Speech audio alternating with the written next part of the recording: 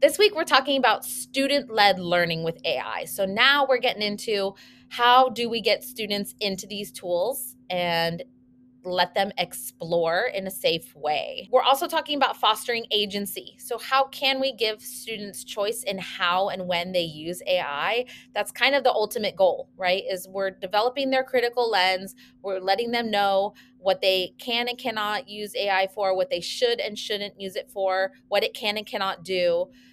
So that they can then be those decision makers. When they go to college and when they have a career, they are the decision makers of when and how they use AI. So we're trying to get them to that point where they can do this responsibly on their own. We're building their self-management skills, and we're definitely promoting critical thinking and reflection throughout. So not quite as many resources to explore this week because there are not that many people using AI in the classroom. There's just not as many examples of things people are doing where students are in the driver's seat. So anyone that is ready to dive into that, if you have a class that is ready to experiment, you are going to be leading the way for the rest of the troops. Not all of our students are ready. So there is no requirement to go and jump into getting students into a chatbot right now. This is very forward thinking. And when your students have developed their critical lens, when students are developmentally ready, then you have the tools here in week 5 for how you can start introducing them to things like Magic School or Canva or Adobe Firefly, etc. There are some wonderful project ideas here from ISTE, and the Magic School for Students tab is where you will probably spend most of your time this week. Dom has created an awesome video here that shows how to create a custom chatbot in Magic School. So the beauty of Magic School and why our district has signed up for this particular tool compared to some others is that they've signed the data privacy agreement. So they are compliant with all of the regulations for students, and they protect student data. There's also a component to Magic School where teachers can monitor their students' chats. So you can control when it is your room has launched to your students. You control which tools they have access to, so it doesn't look like the teacher-facing side where you log in and there's buttons, buttons, buttons everywhere. You get to pick and choose which 1, 2, maybe 3 buttons you want to allow for your students at a time. You can pause and unpause the room and turn it off entirely so they can only use it during class time or they only use it for a certain period. And then you can see their chats. You can see exactly what they're asking these tools to give them. So it does have the empowerment of student-led aspects in there where they are in the driver's seat, but with moderation and mentoring from a trusted adult, which is important. In Dom's video, he will walk you through how to train the chatbot on your materials and exactly what you want the chatbot to do for your students. So it goes beyond just them chatting and getting information from wherever. They're going to be getting information directly from the specific documents that you are uploading here. There's also an example from a teacher on TikTok that shows how he used the writing feedback tool in Magic School with his students.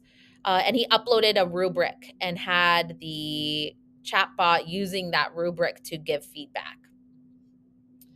There's also another video here from Magic School, but I linked their entire YouTube channel because they've got a lot of short videos that walk you through step-by-step how to do different things. For the extra resources this week, there is a document. This is Dom's mega document from Catlin Tucker's book called The Shift to Student Led. And the document has links to all kinds of templates and strategies for student-led activities. And this is a great place to look for ideas for how you might steal what she's already created and add the AI flair to it. So definitely look through what's already here and get your wheels turning around how you might embed some of this into your courses. And actually, you could take it right over to Raina in Magic School or to ChatGPT or Gemini or any other chatbot and start referencing Catlin Tucker's book and say, how can I tie in XYZ strategy? Or, I have this template, upload the template. How can I add AI to this? And see what it gives you. I also share a few links here for Adobe Firefly and Canva, and these will both do text to image generation. So if you are looking for something to have students making images, then Adobe Firefly is really easy and user friendly for that. Canva has magic tools. I know many of us have used Canva before. If you have not, you can get the pro version of Canva for education for free with your teacher email. So definitely go check that out. But even if you've used Canva before, and even if you've used Canva with students, using their magic tools is another layer that maybe you haven't tried before. And in the magic tools, you can create an image. You can type in the text and generate images. And then they also have tools to expand an image and create like things that were not even there. And you can grab parts of your image and move it to a different part of the graphic. So there's a lot of really cool things to experiment with there. So take notes because there's a lot to learn this week. Don't forget about the note taker and the resources. And this week, the task is planning, brainstorming how you might do this with your students. Again, not every class and not every student is totally ready for this. I have a class that I tried to get into Magic School a few weeks ago and it went horrible, and I'm taking a little break from that. We got to backtrack. They're not ready yet. But think about how you might introduce this with your kids. And if you're ready, get them in there. Now's the time, though, to create an activity, see what you can do in Magic School or in Canva. And then there's nothing to turn in. This is just an opportunity to explore and plan this week. So think about it. In the discussion board, I would love for you to share some of your ideas and how you might see that activity helping your students really enhance their learning, creativity, or their critical thinking. And then share a little bit about what is exciting for you about building digital literacy alongside student agency.